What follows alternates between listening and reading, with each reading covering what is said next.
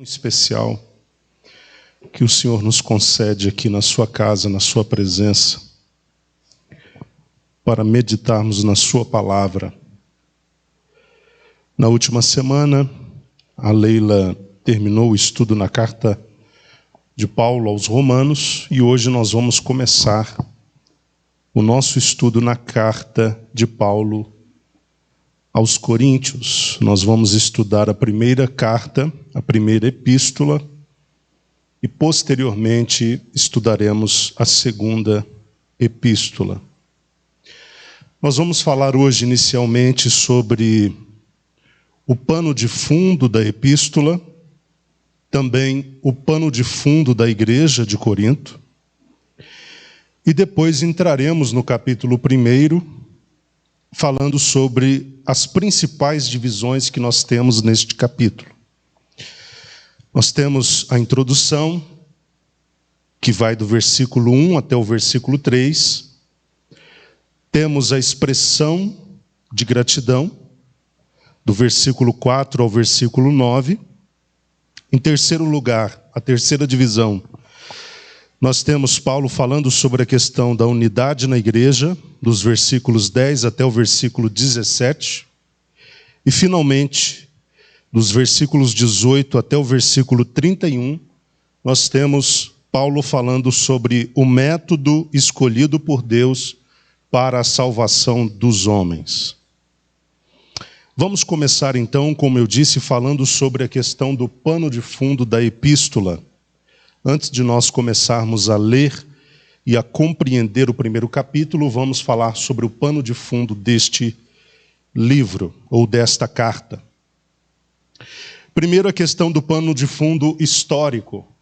Como eu sempre gosto de fazer ao início de cada estudo de livro da Bíblia, eu gosto de fazer um apanhado geral sobre o pano de fundo que está por trás daquele contexto, daquele texto, daquelas declarações do escritor. Primeiro, em relação à autoria, Paulo é o autor da primeira carta aos Coríntios.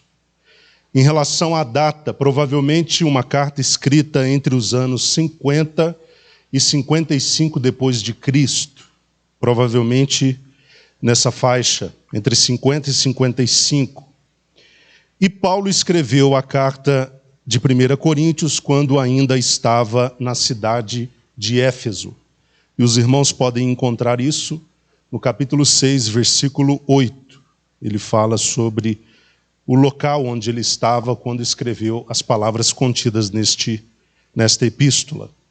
Agora, falando um pouco sobre o contexto ou o pano de fundo econômico. A cidade de Corinto era uma cidade muito conhecida naquele tempo. Geograficamente falando, estava localizada numa faixa estreita de terra chamada Istmo. Istmo é uma faixa estreita de terra. Era uma cidade, então, localizada no Istmo, nessa faixa estreita de terra, entre o Mar Egeu e o Mar Adriático. Se os irmãos olharem no mapa, fica fácil localizar. Tratava-se, portanto, de uma cidade portuária e também uma cidade cosmopolita. Ou seja, uma cidade que tinha grande fluxo de pessoas e também grande fluxo de comércio. Havia na cidade um teatro com uma capacidade estimada de 20.000 pessoas. E era neste teatro que se organizavam os chamados Jogos Istmicos, que eram jogos muito importantes naquele tempo e ficava abaixo apenas dos Jogos Olímpicos. Religiosamente falando, nós temos o seguinte pano de fundo.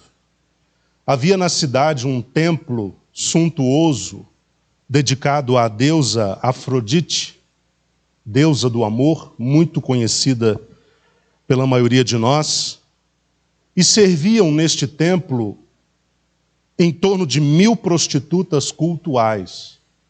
O que eram estas prostitutas cultuais? Eram mulheres com quem os homens tinham relações no processo da adoração à deusa Afrodite.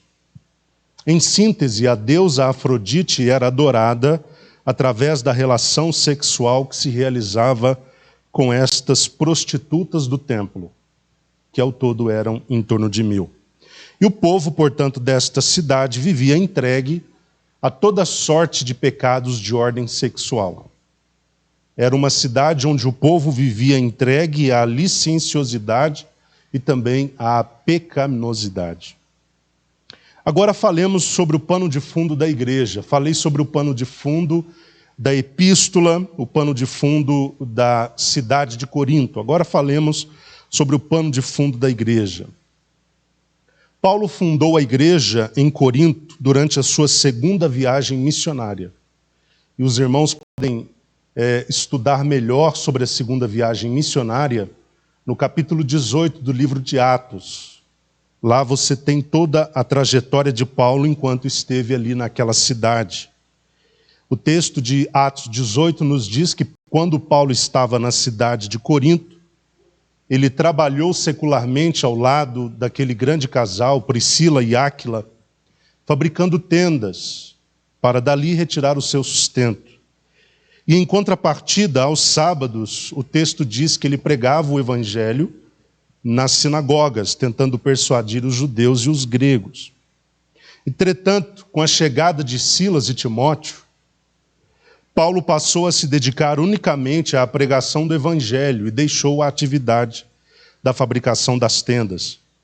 Obviamente, ele encontrou uma forte oposição por parte dos judeus. Capítulo 18 também deixa isso muito claro. Paulo se indignou e acabou sacudindo as suas vestes e decidiu passar a pregar o evangelho na casa de um homem que morava do lado da sinagoga. E o seu nome era Tício o Justo. O texto também diz que muitos creram na mensagem.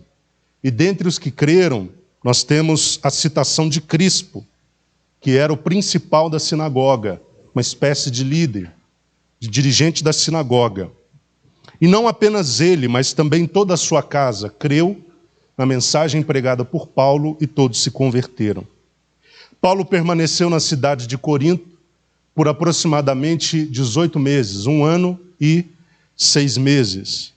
E posteriormente acredita-se que em torno de 5 a 6 anos depois de ter saído de lá, ele escreve algumas cartas àquela igreja. E diferente do que muita gente acredita, Paulo provavelmente não escreveu apenas 2 cartas à igreja. Ele escreveu 4 cartas. A primeira carta que Paulo escreve, ela se perdeu. Não se sabe o paradeiro desta carta. E ele chega a falar sobre ela no capítulo 5, versículo 9. A segunda carta que ele escreve é a que nós temos hoje, intitulada 1 Coríntios. Na verdade, é a segunda carta. A terceira carta também se perdeu. 2 Coríntios 2, 4, 7 e 8, nós temos uma referência a essa provável carta que Paulo também endereçou àquela igreja, mas se perdeu. E a quarta carta é a carta que nós temos na nossa Bíblia como segunda carta de Paulo aos Coríntios, e que, na verdade, se esta teoria estiver correta, deveria ser a quarta carta do apóstolo Paulo. Então, ao todo, 4 cartas. E talvez os irmãos se perguntem, mas qual a necessidade de tantas cartas? Porque em relação às outras igrejas, Paulo não endereça tanto conteúdo, ele não escreve tantas coisas. Mas por que em relação à igreja de Corinto, fundada por ele tem a necessidade de escrever 4 cartas e não apenas 2 ou não apenas 1? É porque os irmãos sabem, com base na leitura que todos já fizeram das cartas de Paulo aos Coríntios, que tratava-se de uma igreja nitidamente complexa, muito difícil de pastorear. Não era uma igreja fácil, de crentes fáceis. Era uma igreja que abrigava muitos tipos de problemas. Não eram problemas de uma ordem só, mas problemas de várias ordens. Nós temos, por exemplo, ao longo da carta, e veremos isto, que a igreja sofria de problemas com divisões internas, partidarismos, facções, né, que existiam dentro da igreja, problemas de incesto, filhos tendo relações sexuais com madrasta, problemas em relação à pureza sexual como um todo, problemas relacionados ao casamento, e Paulo fala muito largamente sobre o casamento, porque haviam problemas nessa área. Haviam problemas também na má utilização dos dons. Havia também problemas em relação à doutrina da ressurreição, porque haviam aqueles que a negavam. Então, além destes, outros problemas também existiam. Mas os irmãos percebem que estes problemas, ou o volume de problemas, ou a diversidade de problemas, justifica Paulo ter escrito de 2 a 4 cartas a esta igreja. Bem, fechando essa questão do pano de fundo, vamos entrar então no capítulo 1. Nós vamos falar dentro daquelas divisões que eu propus aos irmãos, a começar pela introdução. Nós temos a introdução feita pelo apóstolo dos versículos 1 até o versículo 3. A palavra do Senhor diz assim, acompanhe comigo. Paulo, convocado para ser apóstolo de Jesus Cristo, pela vontade de Deus, e o irmão Sóstenes, a igreja de Deus que está em Corinto, aos santificados em Cristo Jesus e convocados para serem santos, juntamente com todos os que, em toda parte, invocam o nome de nosso Senhor Jesus Cristo, Senhor deles e nosso, graça e paz a vós outros da parte de Deus nosso Pai e do Senhor Jesus Cristo. O que nós temos aqui? Num primeiro momento, os irmãos perceberam que o apóstolo Paulo se apresenta à igreja como apóstolo. O intuito não era apenas apresentar a sua credencial, mas mostrar a todos que, de fato, ele era um legítimo apóstolo, alguém da mesma qualidade dos apóstolos que eram 12. Então ele se apresenta como apóstolo, e é interessante que ele mostra que foi chamado por Deus, segundo a sua vontade, e para servir a Jesus Cristo. Por Deus, segundo a sua vontade, e para servir a Jesus Cristo neste ministério. Qual? No ministério apostólico. Agora, vejam o que estas preposições indicam. Eu disse que ele coloca que foi alguém chamado por Deus, segundo sua vontade, e para servir a Jesus Cristo. Nós temos duas preposições. Nós temos por ou pela, e nós temos para. Por indica por quem ele foi chamado, ou da parte de quem ele foi chamado, convocado ou comissionado. Da parte de quem ele foi chamado para ser apóstolo? Da parte de Deus. Deus, por sua vontade, chamou Paulo para este ministério. A segunda preposição é por.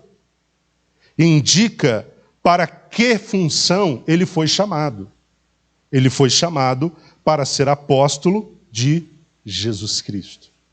Então nós temos estas duas preposições. Por indica da parte de quem ele recebe o chamado, e para indica para que função ele recebeu o chamado. Em seguida, na leitura, os irmãos percebem que Paulo também apresenta um de seus companheiros, chamado Sóstenes, no versículo 1 ainda. Este Sóstenes provavelmente é o mesmo de Atos 18, 17.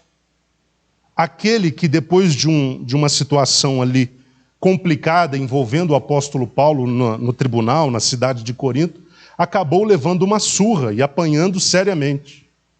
Provavelmente é este Sóstenes, que acabou se convertendo a Deus e passou a acompanhar o apóstolo Paulo. No versículo 2, se no primeiro versículo ele se apresenta, no versículo 2 ele endereça a carta. E ele endereça a carta à igreja de Corinto, chamando-a de a igreja de Deus. Os irmãos perceberam isso no início do verso 2? Ou para a igreja de Deus que está em Corinto. Por que Paulo diz para a igreja ou à igreja de Deus? Para mostrar quem é dono da igreja. A igreja é de Deus. A igreja não é do homem. A igreja não é dos homens. A igreja pertence a Deus. Deus é o proprietário da igreja. Então Paulo procura sublinhar isso. Ele diz também que esta igreja que é de Deus é formada pelos santificados em Cristo Jesus.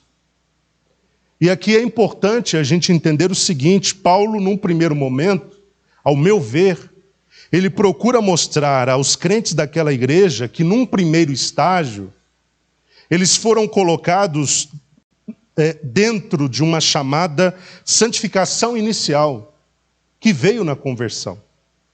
Tendo eles se convertido, passaram pela chamada santificação inicial.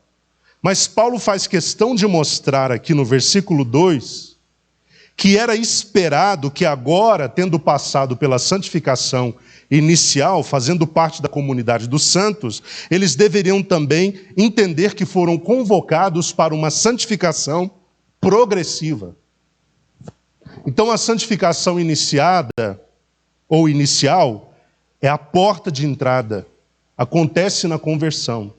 Vem por meio da graça de Deus. Insere o indivíduo arrependido no processo do ser santo. Mas uma vez que ele passou pela santificação inicial, é necessário que agora ele colabore com o Espírito de Deus para passar para o passo seguinte, que é o de pertencer ou de participar de uma santificação progressiva. Por isso ele diz que a igreja de Deus, que está em Corinto, é santificada em Cristo Jesus. Ele usa a expressão santificados em Cristo Jesus e convocados para serem santos. Ele está falando desses dois níveis de santificação. O primeiro, que é o inicial, santificados em Cristo Jesus, quando? Na conversão, e convocados para serem santos. Ele está falando de um outro grau de santificação. Um outro nível de santificação, ou um outro passo de santificação, que é a santificação progressiva, a santificação continuada. E Paulo faz questão ainda de pontuar no versículo 2, que o mesmo procedimento, ou seja, o procedimento de terem sido santificados inicialmente e agora estarem sendo santificados progressivamente, se aplicava já a outros crentes de outros lugares. Crentes que em toda parte estavam fazendo o quê? Invocando o nome de Jesus Cristo, que é Senhor deles, destes que o invocam, e que são santificados por Ele, e também nosso Senhor. Versículo 3, Paulo faz os seus famosos votos. Ele deseja aos irmãos daquela igreja duas coisas. Primeiro, graça, e depois, paz. E ele diz da parte de quem? Da parte de Deus, que é o que nosso? Pai. Ele está tratando a questão numa esfera de filiação. Esse Deus que conosco exerce uma relação de pai, dê a vocês graça e dê a vocês paz. Graça é caris, é favor, é alegria, é bênção que traz alegria, e paz é eirene, que é tranquilidade, que é a paz de espírito, de mente, mesmo em meio a situações diversas e adversas. Do versículo 4 ao 9, nós temos a segunda divisão, que é a expressão de gratidão feita pelo apóstolo Paulo. Acompanhe comigo. Sempre dou graças a Deus por vós, pela graça de Deus que vos foi concedida por Ele em Cristo Jesus, pois em tudo fostes enriquecidos nele. Nele em quem? Em Cristo Jesus, em toda a palavra e em todo conhecimento. Porquanto o testemunho de Cristo foi confirmado em vós, de maneira que não lhes falta nenhum dom espiritual, enquanto aguardais a revelação de nosso Senhor Jesus Cristo. Ele os conservará, Ele, Jesus Cristo, os conservará até o fim, de modo que sereis irrepreensíveis no dia de nosso Senhor Jesus Cristo. E versículo 9, Deus é fiel, por meio do qual fostes chamados à comunhão de seu Filho Jesus Cristo, nosso Senhor. Observem que nos versículos 4 e 5, Paulo expressa a sua gratidão, de modo geral, a Deus. Sempre dou graças a Deus. E ele mostra que é grato a Deus, primeiro, pela graça dispensada aos coríntios em Jesus Cristo. Ou pela graça dispensada aos coríntios que estavam em Jesus Cristo. Versículos 4 e 5. E Paulo mostra que nele, em Jesus, os crentes foram, primeiro, enriquecidos. Antes de Jesus, estavam empobrecidos, mas em Jesus, a partir da conversão, quando foram posicionados em Cristo, eles foram automaticamente enriquecidos. Isso significa que, em Cristo, eles foram espiritualmente supridos e provisionados de tudo o que precisariam para serem crentes excelentes, para viverem uma vida que pudesse glorificar a Deus. Então eles foram enriquecidos, espiritualmente supridos e provisionados em toda a palavra, Paulo diz isso, e também no conhecimento. Versículo 5, em toda a palavra e em todo o conhecimento, que eu diria serem fatores essenciais para a santificação progressiva. Aquela que há poucos minutos eu mencionei. Palavra do nosso Deus e conhecimento gerado pela palavra do nosso Deus. Nos coloca num lugar de riqueza espiritual. Porque em Cristo são ricos aqueles que têm a palavra e o conhecimento e que através de ambos avançam no processo da santificação. Então, os coríntios estavam posicionados num lugar onde estavam sendo supridos da palavra e do conhecimento necessários para que pudessem ser progressivamente santos e pudessem agradar a Deus. Agora, no versículo 6 e 7, Paulo também diz que, pela graça dispensada aos coríntios em Jesus Cristo, eles receberam também uma confirmação, ou a confirmação de um testemunho. E esse testemunho era demonstrado na abundância dos dons espirituais que eles haviam recebido. Porquanto o testemunho de Cristo foi confirmado em vós. Eles receberam a graça de Deus, eles receberam a salvação pela graça de Deus, passaram por uma santificação inicial e houve da parte de Cristo um testemunho,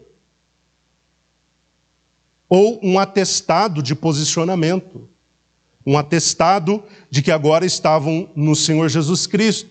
E uma das manifestações desse testemunho, ou da veracidade do testemunho, era justamente a presença dos dons. Paulo chega a dizer de maneira que não lhes falta nenhum dom espiritual. Porque em Cristo eles tinham recebido também a diversidade de dons espirituais. Percebam que o que Paulo procura mostrar na sua palavra de gratidão é que Deus colocou e posicionou a igreja de Corinto, os coríntios, num lugar de bênçãos, num lugar de ampla provisão. Não é só salvação. Deus proveu santificação inicial e progressiva. E Deus proveu também o quê? Dons. Deus encheu aquela igreja de dons, os chamados carismas. Dons espirituais, dons de poder. Era uma igreja abundante nesse sentido. Paulo, quando dá graças a Deus, agradece pela confirmação ou garantia de que seriam apresentados irrepreensíveis por Jesus no seu dia. Versículo 8. Apesar da igreja, ou alguns ou muitos da igreja, não estarem correspondendo à altura a toda a obra que Deus estava tentando realizar neles, apesar de muitos deles não estarem corretamente avançando na santificação, Paulo confia que a obra de Deus evoluiria no coração e nas vidas daqueles crentes, de modo que, ao final, eles seriam apresentados por Jesus Cristo como irrepreensíveis lá no futuro. Então nós temos aqui uma declaração de um apóstolo esperançoso. Não é isso que ele diz? Ele os conservará firmes até o fim, de modo que sereis irrepreensíveis no dia de nosso Senhor Jesus Cristo. Então, Jesus continuaria a trabalhar no coração deles para apresentá-los lá na frente irrepreensíveis. E finalmente no versículo 9, como lemos, Paulo agradece a Deus ou dá graças pelo chamado à comunhão de Jesus Cristo. Ele começa dizendo: Deus é fiel, por meio do qual quem? Por meio de Deus, o Deus fiel. Foste chamados à comunhão de seu Filho Jesus Cristo, nosso Senhor. Paulo está dizendo que dá graças a Deus, porque aquela igreja, assim como as demais igrejas espalhadas pelo mundo, haviam crentes chamados para um relacionamento com Deus através de Jesus Cristo. Paulo está procurando mostrar como aqueles crentes eram privilegiados por tudo que receberam.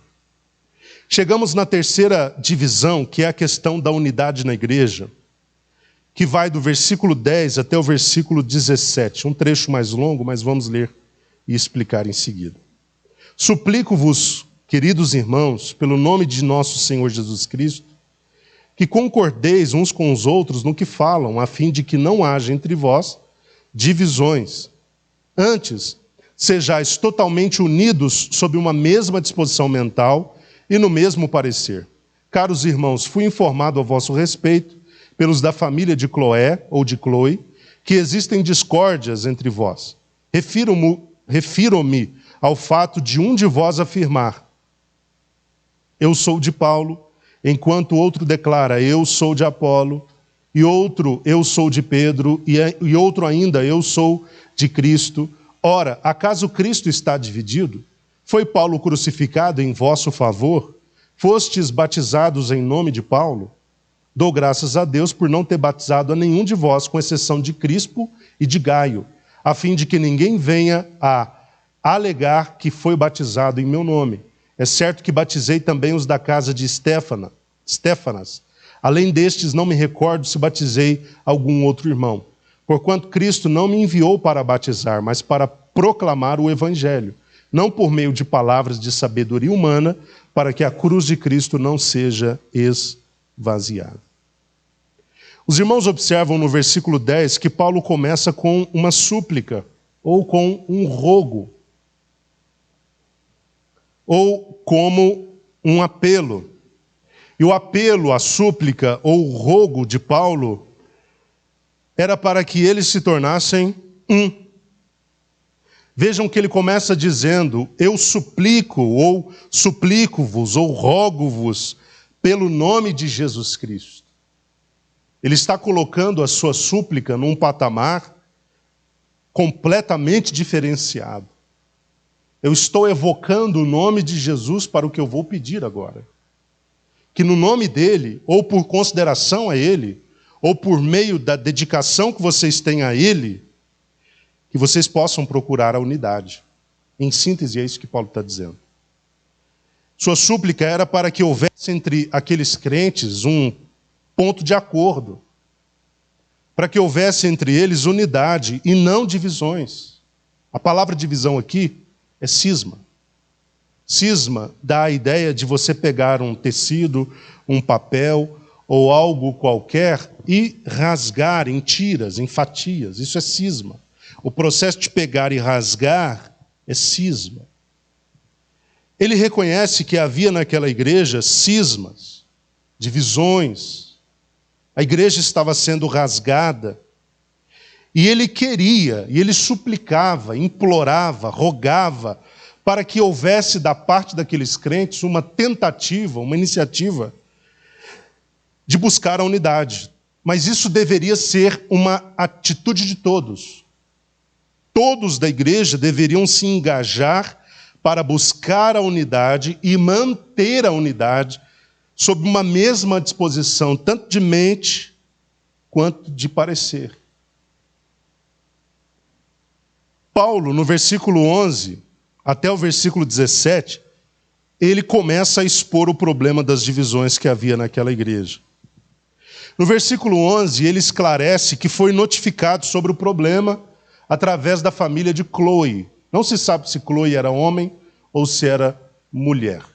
O fato é que ele cita o nome da pessoa, porque Paulo, ele procurava tratar as coisas com toda a clareza possível, E diferente de hoje, que as pessoas gostam do anonimato, naquele tempo, não. As pessoas, elas, quando denunciavam qualquer problema na igreja, elas assumiam a responsabilidade em ter feito isso.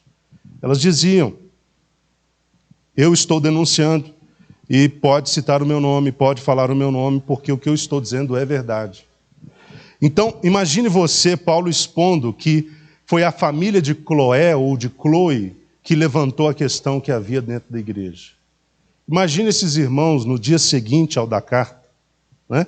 Ou nos momentos seguintes ao da carta, como passaram por maus bocados. Então foi você que denunciou a gente para Paulo. Então foi você que falou sobre o nosso problema, expôs as nossas chagas para o apóstolo. Então provavelmente o pessoal começou a olhar de forma torta para essa família. Mas eles expuseram o problema, disseram para Paulo: há um problema sério no nosso meio. E eles notificaram a Paulo sobre esse problema.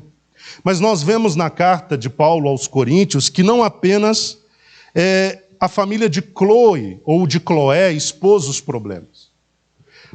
No capítulo 16, versículo 17, ele cita 3 homens: Estéfanas, Fortunato e Acaico. Homens que foram até Paulo, e segundo o capítulo 7 da primeira carta de Paulo aos Coríntios, versículo 1, parecem ter entregue a Paulo uma carta informando sobre diversos problemas da igreja. Então não foi só a família de Cloé que apresentou para Paulo um dos problemas enfrentados pela igreja. Também estes 3 homens, Estéfanas, Fortunato e Acaico, eles parecem também ter levado os problemas da igreja para que Paulo pudesse tratá-los da melhor forma possível. No capítulo 7, versículo 1, Paulo diz: agora em relação aos assuntos sobre os quais escrevestes. Então trata-se de uma carta escrita sobre os assuntos daquela igreja. Tá? Então nós temos aí Paulo sendo notificado não apenas do problema do partidarismo, mas também dos demais problemas da igreja, através da família de Cloé e também através desses 3 homens, Estéfanas, Fortunato e Acaico.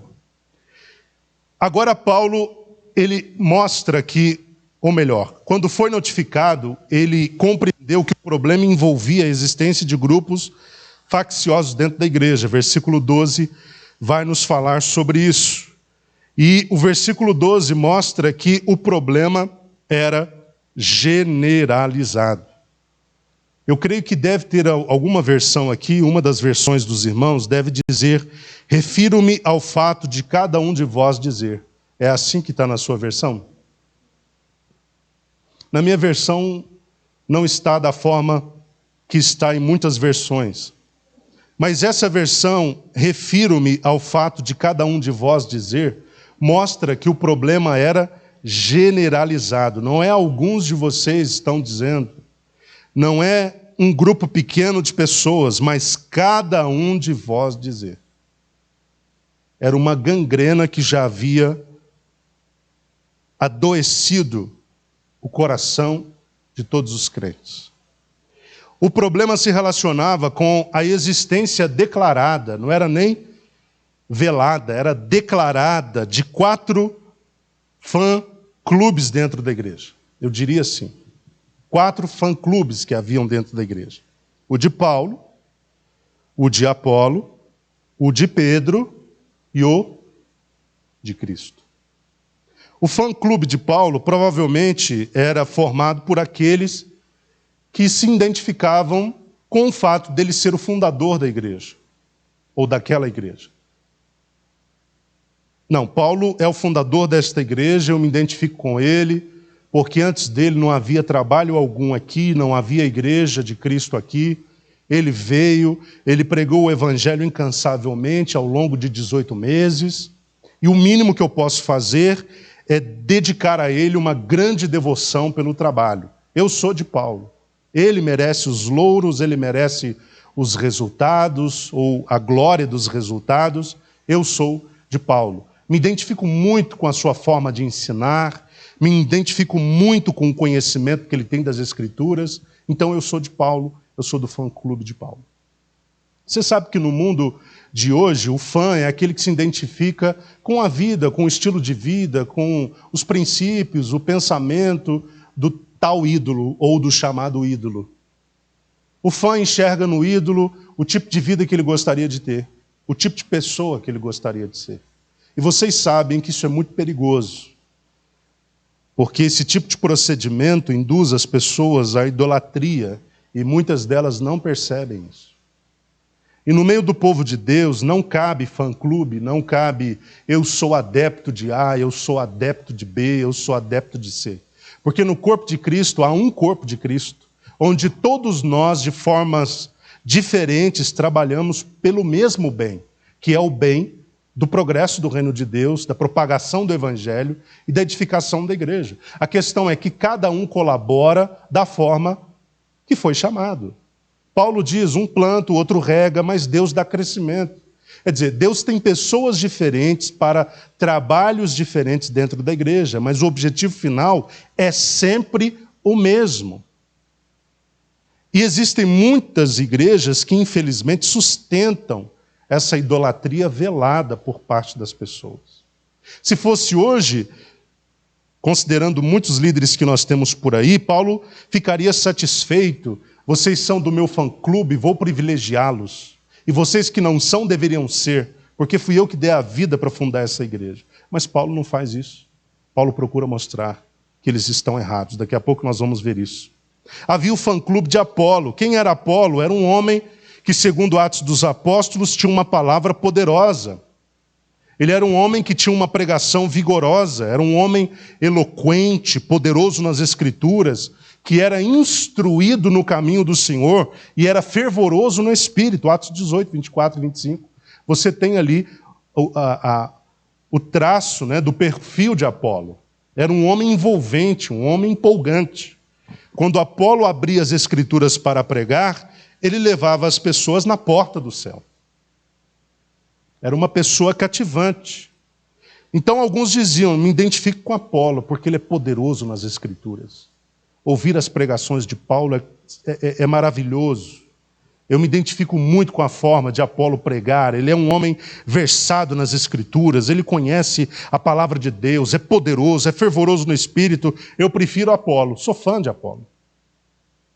Havia o fã-clube de Pedro, que era formado por aqueles que provavelmente não viam Paulo como apóstolo. Não, eu não reconheço que Paulo é apóstolo. Para mim, Paulo não é apóstolo. Apóstolo para mim é Pedro, é um dos 12, andou com Jesus 3 anos e meio, aquilo é que é apóstolo de verdade. Eu não reconheço em Paulo o ministério apostólico, eu prefiro reconhecer isso e reconheço em Pedro. Ele foi um dos 12, ele é um dos cabeças da igreja, um dos principais dos apóstolos. Então eu sou do fã-clube de Pedro. Agora havia o último fã-clube, que se a gente olhar de forma desapercebida, a gente vai dizer, esse é o fã-clube correto. Mas não. O fã-clube de Cristo, ele era formado não por aqueles que necessariamente seguiam os ensinos de Jesus, praticavam a palavra, cresciam na santificação. Pelo contrário. Acredita-se que o grupo que era do chamado fã-clube de Cristo era formado pelos chamados crentes espirituais, que eram aqueles crentes que viviam uma fé completamente distorcida da realidade. Era aquele grupo que, ao invés de ajudar a igreja, prejudicava consideravelmente a igreja. E disse que boa parte dos problemas da igreja de Corinto fluía do chamado grupo dos de Cristo. Então, meus irmãos, nós temos aqui o desenho de uma situação muito séria. Porque situação de divisão dentro da igreja é sempre muito sério. Porque o nosso Senhor Jesus nos chamou para um lugar de unidade. Não é apenas de proximidade. Não é apenas de interação. Não é apenas de junção, mas de unidade. Eu gostaria de tentar explicar um pouco mais o que seria a unidade. Se você tem uma corrente, a corrente é formada por elos. E você tem um elo fixado ao outro, ou preso ao outro, vinculado ao outro. Mas são 2 elos, você sabe distingui-los. Sim ou não? Sabe. Agora, faz um suco de laranja com 6 laranjas e depois de misturar o caldo das 6, me diga que parte do suco é da laranja A, que parte do suco é da laranja B, C, D e assim por diante. Você é capaz disso? Porque existe uma unidade. A igreja de Jesus foi chamada para esse nível de relacionamento, o nível da unidade, onde não dá para você distinguir quem é A, quem é B, quem é C. Quando você olha para a igreja, você tem que ver um corpo unificado, onde os membros estão todos interagidos, unificados e próximos, porque foi para isso que nós fomos colocados no corpo. Você sempre olha nas cartas do apóstolo Paulo, ele fazendo questão de considerar, de pontuar e considerar que o Espírito de Deus, no ato da conversão, ele nos coloca no corpo, para estarmos e andarmos em unidade com este corpo. Então nós não podemos militar contra a obra do Espírito de Deus, porque qualquer militância, no sentido contrário ao da unidade, não provém de Deus. É Satanás que quer nos afastar uns dos outros. É Satanás que quer nos desunir e nos colocar em posições opostas, quando, na verdade, deveríamos estar numa condição de unidade absoluta. Às vezes, Satanás ele cria situações de contenda, de divisão, de cisma, de facção no nosso meio, por causa de uma divergência de pensamento, divergência de opinião. Ou até mesmo porque, eu gosto mais dessa liderança, eu gosto mais da outra liderança, como era no caso da igreja em Corinto. Mas nós temos que administrar essas situações. Nós podemos pensar diferente, como pensamos. Nós podemos enxergar muitas coisas sob perspectivas diferentes, como nós enxergamos. O que nós não podemos é divergir no elementar, no essencial. Os irmãos entendem isso? Por exemplo, a salvação vem através de Jesus Cristo por meio da fé. É um ponto elementar, não tem como a gente divergir ou pensar diferente disso. Não, eu penso que a salvação vem por Jesus. O outro diz, não, eu não penso que venha por Jesus. Não, nós não podemos agir dessa forma. Tá? Não pode haver divergência nisso. Mas pode haver divergência. Se eu devo ou não comer carne, se eu devo usar ou não a roupa preta, vermelha, a calça, a saia, vocês estão me entendendo? Nesses aspectos nós podemos divergir e é produtivo que haja divergências. Porque há crescimento também quando há divergências, mas divergências tratadas de modo sadio. Porque qualquer divergência tratada de modo não sadio gera afastamento e não crescimento. Vocês já perceberam que até o sistema de governo trabalha com a oposição? Em algum momento, algum presidente, qualquer que seja o país, liderou sem oposição? Não. Porque, de certo modo, a oposição, apesar dos barulhos que faz, apesar da gritaria, apesar da contradição, a oposição, ela traz um efeito que seria até um efeito benéfico para o governo. Porque com as críticas, com os questionamentos, com as divergências, eles acabam mostrando para o governo um outro lado da coisa que talvez tenha sentido. Não tem coisa pior do que você ter ao seu lado apenas papagaios de pirata. Quem são os papagaios de pirata? Aqueles que apenas sempre concordam. Essas pessoas, se estiverem ao seu lado, te impedem de crescer. Pessoas assim, se estiverem ao seu lado, te impedem de enxergar o lado que você desconhece. Então, trabalhar a divergência no aspecto de discordarmos de ideias que não são elementares é tranquilo. O que a gente não pode discordar é no essencial. E nós precisamos buscar e lutar pela unidade. É um trabalho que Deus espera que nós façamos. Nós precisamos estar engajados na unidade, porque senão Satanás terá a legalidade que precisa para agir no meio da igreja. E tudo que nós não queremos é que Satanás tenha portas abertas para trabalhar no meio do povo de Deus. O Espírito Santo quer continuar nos aliançando e nos unificando, mas é óbvio que esse é um trabalho de cooperação. O Espírito Santo não faz isso sozinho.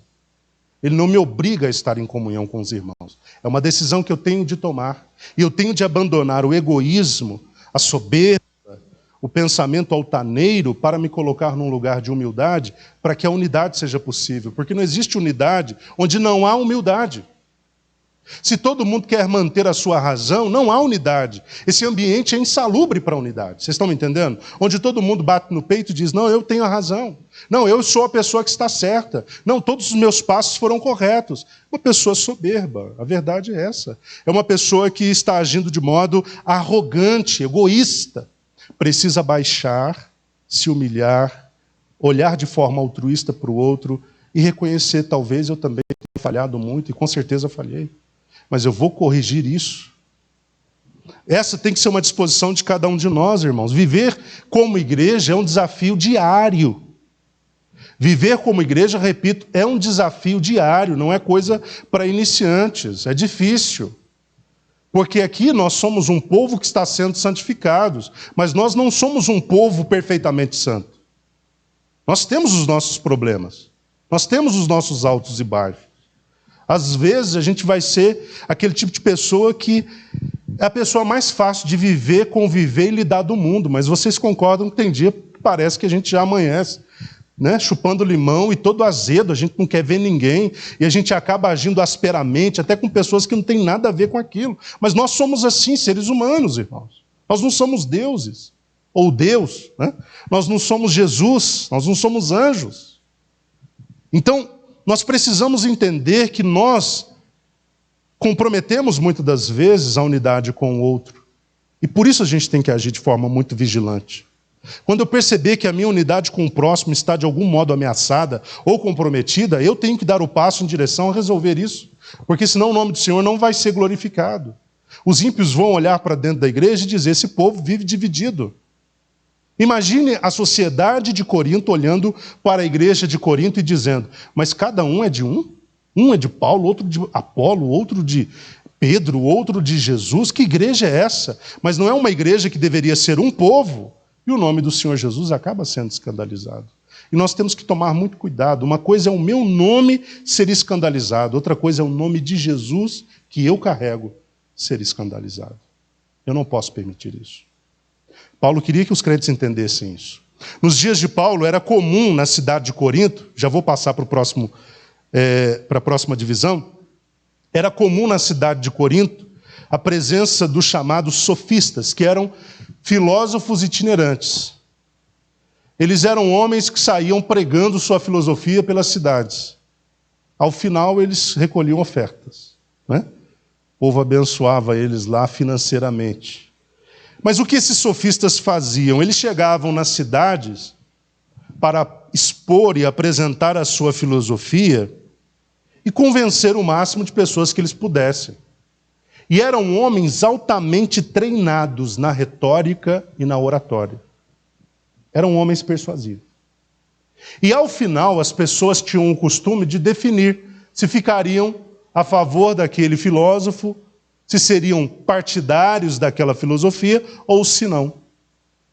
Quando esses crentes da cidade de Corinto, que estavam acostumados a esse tipo de procedimento, foram para a igreja, eles levaram essa cultura para dentro da igreja. Eles achavam comum ouvir um Apolo pregando e dizer, agora eu sou adepto desse estilo, eu sou adepto deste homem, vou ficar com ele.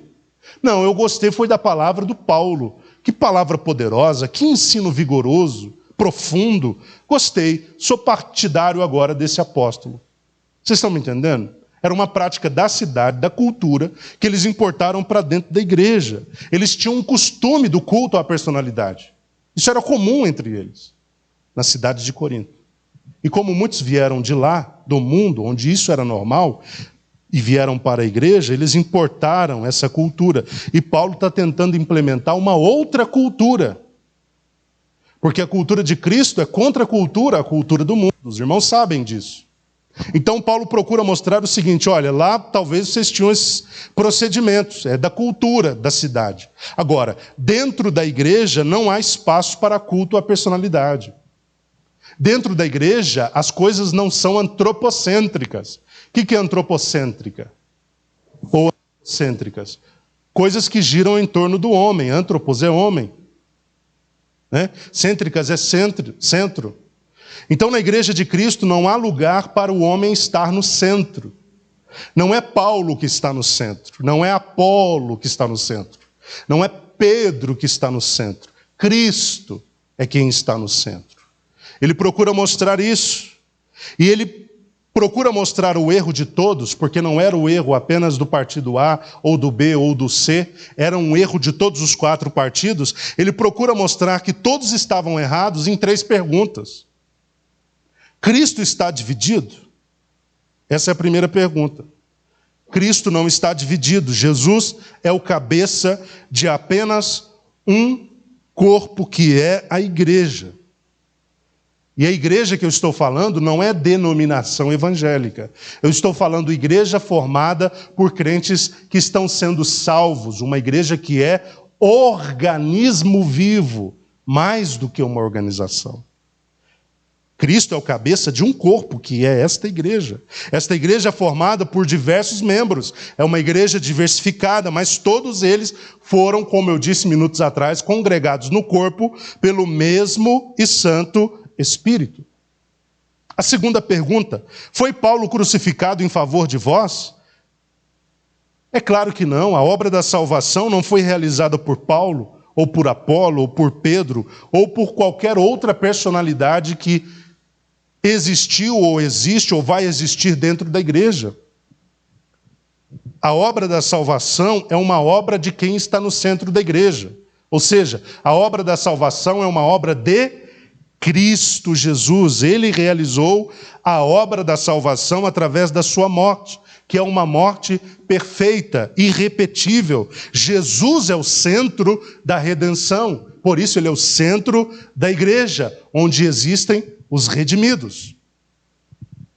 Então não é Apolo, não é Pedro, não é Paulo. O centro é Cristo, porque ele sim é o crucificado. O que fora crucificado. E finalmente a terceira pergunta: fostes porventura batizados em nome de Paulo? Vejam que Paulo está mostrando que nem mesmo a autoridade com a qual se realiza o batismo flui de qualquer que seja a personalidade dentro da igreja. Não flui de Paulo, não flui de qualquer outro personagem. A autoridade para o batismo flui de Cristo. Nós somos batizados no nome de Cristo. Ele é a autoridade através da qual, ou pelo nome da qual, se batiza. Então Paulo combate o partidarismo, começando pelo questionamento, mostrando que Jesus não está dividido, que ele foi aquele crucificado para estabelecer a redenção humana, e que é pelo seu nome que nós fomos um dia batizados. Nós temos a quarta e última divisão, o método escolhido por Deus para a salvação dos homens. Vamos ler rapidamente aqui, porque as horas estão passando muito rapidamente também. Versículo 18 até o versículo 31. Pois a mensagem da cruz é loucura para os que estão sendo destruídos, porém para nós que estamos sendo salvos. Algumas versões parece que coloca para nós que somos salvos, não é isso? A melhor tradução é para nós que estamos sendo. Porque a salvação é uma obra em andamento, não foi finalizada. É o poder de Deus. Porquanto está escrito: destruirei a sabedoria dos sábios, rejeitarei a inteligência dos homens cultos. Onde está o sábio? Onde está o homem culto? Onde está o questionador desta era? Acaso não tornou Deus completamente insensata a sabedoria deste mundo? Considerando que na sabedoria de Deus o mundo não o conheceu por meio da sabedoria humana, foi do agrado de Deus salvar os que creem por intermédio da loucura da proclamação da sua mensagem. Porque tanto os judeus pedem sinais como os gregos pedem sabedoria. Nós, entretanto, proclamamos a Cristo crucificado, que é motivo de escândalo para os judeus e loucura para os gentios. Todavia, para os que foram convocados, tanto judeus como gregos, Cristo é o poder de Deus e sabedoria de Deus. Porquanto a insensatez de Deus é mais sábia que a sabedoria dos seres humanos, e a fraqueza de Deus é mais forte que todo o poder dos homens. Irmãos, contemplai a vossa vocação. pois não foram convocados muitos sábios, de acordo com critérios humanos, nem muitos poderosos, nem tampouco nobres. Pelo contrário, Deus escolheu justamente o que para o mundo é insensatez, para envergonhar os sábios, e escolheu precisamente o que o mundo julga fraco para ridicularizar o que é forte. Ele escolheu o que do ponto de vista do mundo é insignificante, desprezado, e o que nada é para reduzir a nada o que é, com o objetivo de que nenhuma pessoa se vanglorie perante ele. Portanto, vós sois dele, em Cristo Jesus, o qual se tornou para nós sabedoria da parte de Deus, justiça, santificação e redenção, a fim de que, como está escrito, aquele que se gloria, glorie-se no Senhor. O método escolhido por Deus para a salvação dos homens. Qual é o método escolhido por Deus para a salvação dos homens? A mensagem da cruz. Este é o método de Deus para a salvação dos homens. Vejam que no versículo 18, Paulo mostra que para os que se apoiam na sabedoria humana, vou repetir, para os que se apoiam na sabedoria humana, esta mensagem da cruz é loucura. Não faz sentido, não é lógica. Mas para aqueles que depositam nesta mensagem a sua fé e a sua confiança, o que ela representa? Poder de Deus. Poder de Deus para quê? Para a salvação. O método da cruz coloca a sabedoria dos homens, vejam isso, num patamar muito abaixo. Versículo 19 nos mostra: destruirei a sabedoria dos sábios e rejeitarei a inteligência dos homens cultos. Deus reduz a sabedoria e a inteligência dos homens num patamar abaixo da sabedoria que ele resolveu aplicar. Ao escolher a mensagem da cruz, Deus, ao escolher a mensagem da cruz como método para a tomada de consciência da salvação, o que ele faz? Ele rebaixa os demais métodos que provêm da inteligência humana, que provém da sabedoria humana, da lógica, do raciocínio, coloca estas coisas num patamar inferior para que ali pudessem ser, pela sabedoria verdadeira de Deus, ridicularizados por sua ineficácia. Os sábios inteligentes, apesar da sua capacidade elevada, reconhecida e considerável, por si só, jamais poderiam descobrir o caminho seguro para a vida eterna. É isso que Paulo quer dizer. Eles, por mais que sejam inteligentes e sábios, segundo os ditames deste mundo, eles por si só jamais conseguiriam descobrir o caminho seguro para a vida eterna. Por mais que eles sejam inteligentes e sábios, a sabedoria estabelecida por Deus é uma sabedoria que expõe a sabedoria dos homens e coloca a sabedoria deles num patamar onde será ridicularizada por ser ineficiente.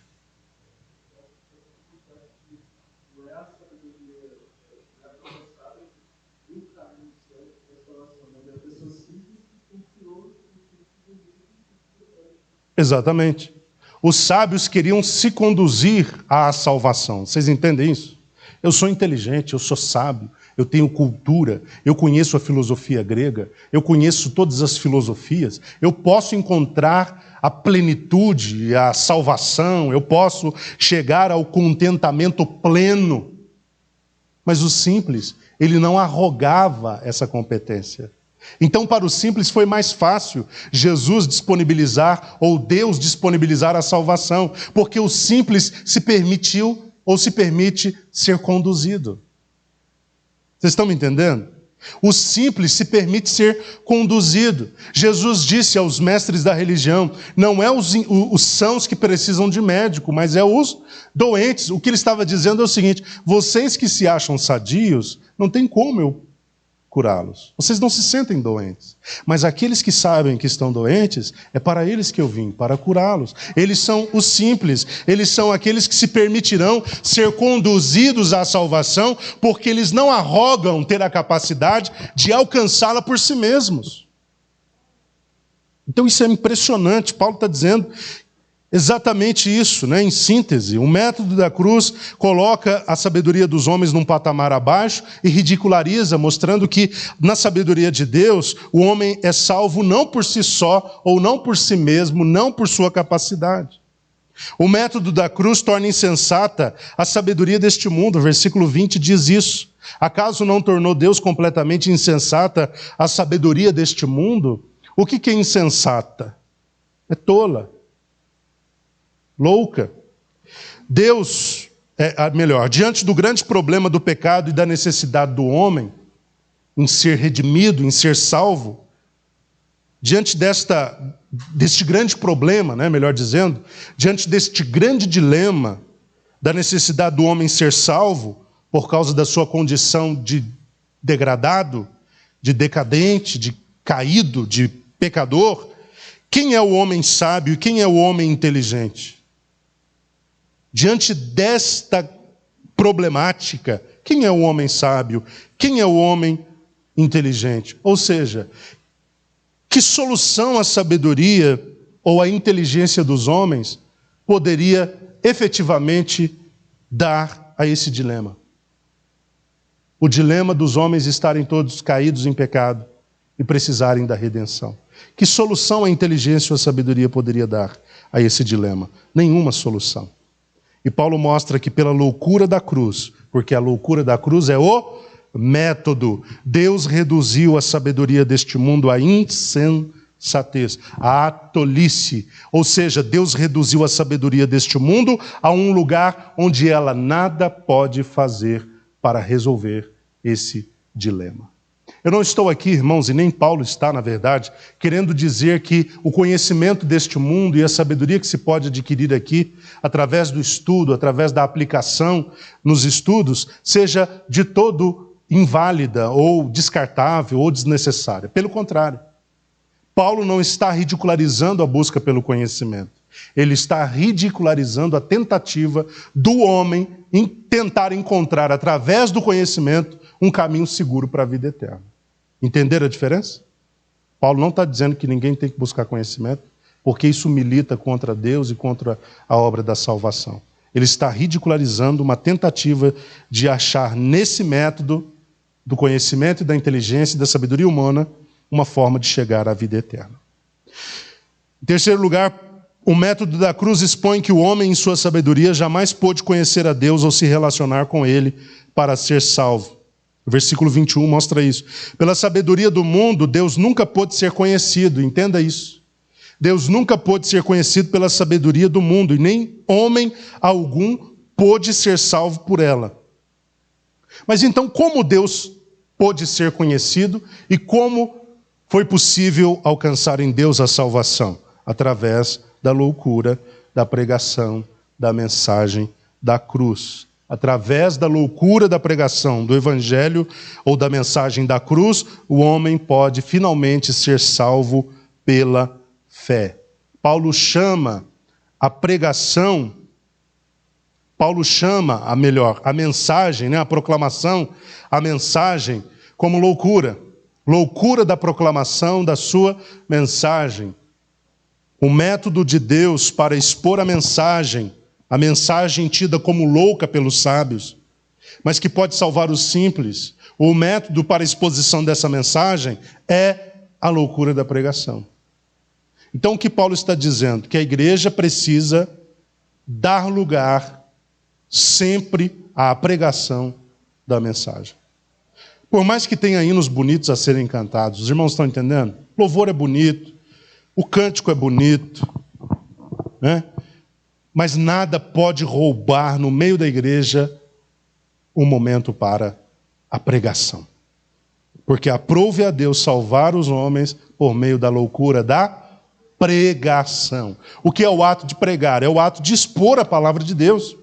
Você vê muitas igrejas por aí que infelizmente roubaram o tempo da palavra. É 1h30 de louvores. E ao final o pregador se vê pressionado a reduzir a 1/4 a sua mensagem, porque sobrou-lhe apenas 15 minutos, 10 minutos. Esse é um erro muito grande, porque a sabedoria de Deus, que tornou possível a salvação dos homens, é apresentada via pregação da mensagem, via pregação da palavra de Deus. Versículos 22 a 25 Paulo mostra, já estou terminando por aqui, vamos ter que parar antes de terminar, que o método da cruz apresenta ao mundo a grande sabedoria de Deus. Qual é a grande sabedoria de Deus? Jesus Cristo. Muitas pessoas ostentavam ter a sabedoria de Aristóteles, né? O conhecimento aristotélico. Muitos arrogavam ter a sabedoria, a inteligência proveniente da filosofia platônica.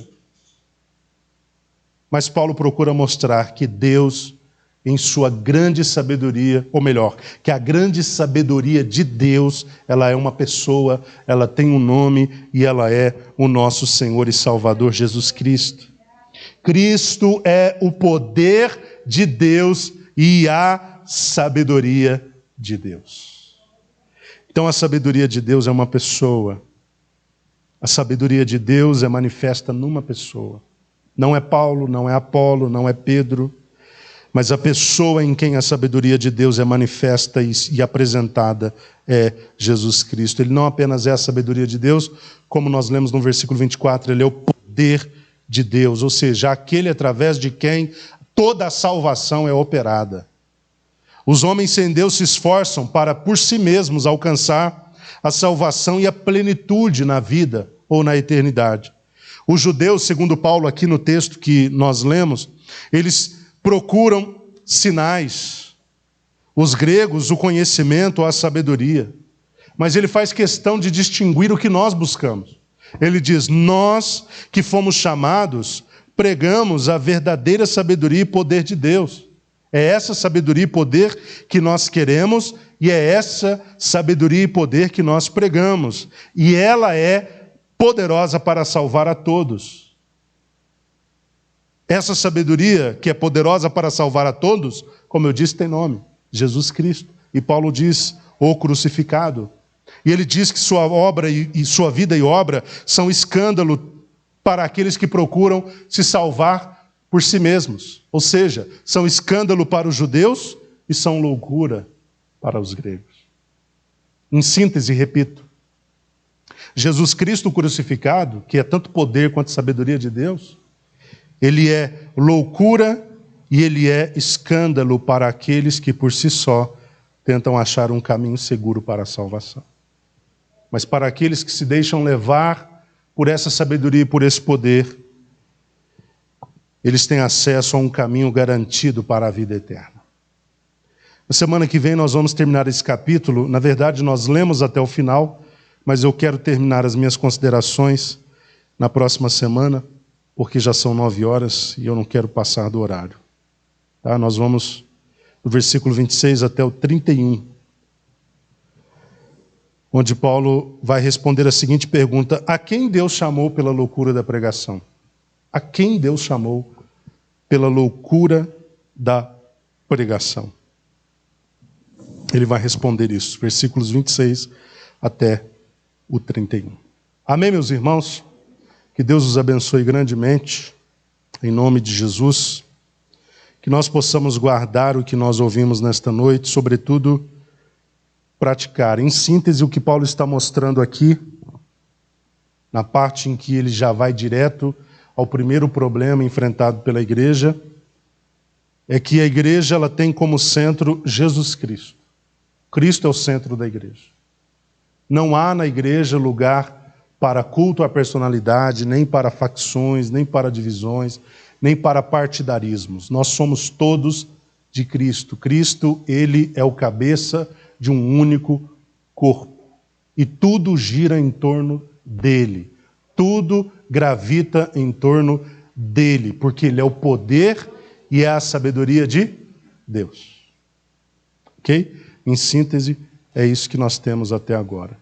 Esse problema Paulo não vai tratar só no capítulo 1, tá? A questão das divisões ele vai levar até o capítulo 4 para resolver. Porque ele vai criando um fundamento, um conteúdo, uma explicação para convencer os crentes de que eles estavam no caminho errado, quando optavam pelo partidarismo. Então, isso não termina no capítulo 1. Ele vai usar outros argumentos aí posteriormente para trabalhar esta questão. Eu finalizo dizendo que, acabei de dizer que Jesus é o centro da igreja e tudo gravita em torno de Jesus. E eu digo isso porque tempos atrás foi dito que Cristo é o centro da igreja, foi dito na rede social, na internet, talvez algum dos irmãos tenham ouvido isso. Foi dito que Jesus Cristo, ele é o centro da igreja, mas o centro de Jesus somos nós. Cuidado, tá, queridos? Só Jesus é o centro. Vocês conseguem entender isso? Porque é muito perigoso dizer que o homem é o centro de Jesus. Quer dizer que Jesus, então, gravita em torno do homem. Ele está ao entorno do homem. O homem está no centro, o queridinho, né? O que deve ser mimado, o que deve ser...